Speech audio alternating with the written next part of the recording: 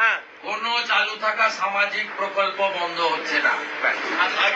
কোন সামাজিক চালু থাকা প্রকল্প, এটা আমরা আমাদের কর্মসূচি মানে প্রচারকালীনও বলেছি।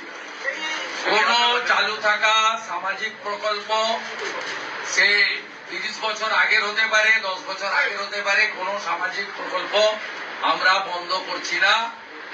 আমরা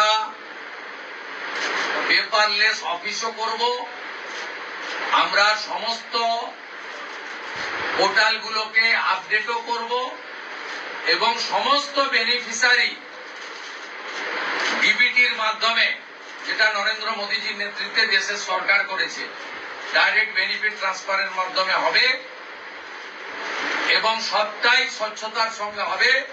আপনার প্রশ্নের উত্তরে আমি পরিষ্কার বলে দিই, যে স্কিমটার কথা আপনি বলেছেন, আমি শুধু ওই স্কিমটা নয়, চালু থাকা কোন সামাজিক কল্যাণকর কর্মসূচি বন্ধ এই সরকার করছে না, কিন্তু ট্রান্সপারেন্ট স্বচ্ছতার সঙ্গে সেগুলো হবে।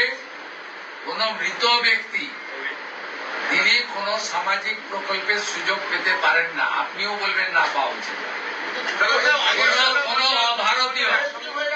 কোন অভারতীয় তিনি ভারতের কোন প্রদেশ বা জাতীয় সরকারের কোন বেনিফিট তার পাওয়া উচিত নয়।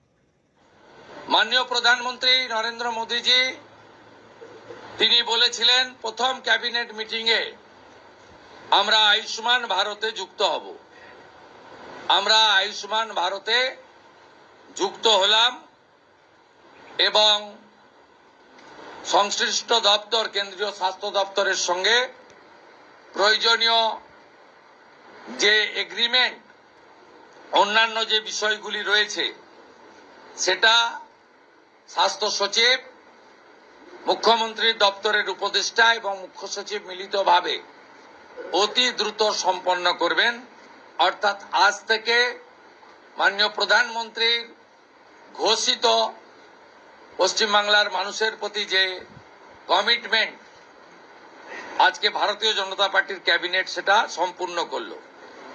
এর সাথে সাথে প্রধানমন্ত্রী জন আরোগ্য যোজনা, প্রধানমন্ত্রী ফসল বীমা যোজনা, ক্রপ ইন্স্যুরেন্স, প্রধানমন্ত্রী স্কুলস ফর রাইজিং ইন্ডিয়া PM-শ্রী, প্রধানমন্ত্রী বিশ্বকর্মা, বেটি বাঁচাও বেটি পড়াও, প্রধানমন্ত্রী উজালা যোজনা 3.0 এবং অন্যান্য কেন্দ্রীয় স্কিম বা সেন্ট্রাল গভর্নমেন্ট স্পন্সর স্কিম আমরা যুক্ত হওয়ার সিদ্ধান্ত নিলাম।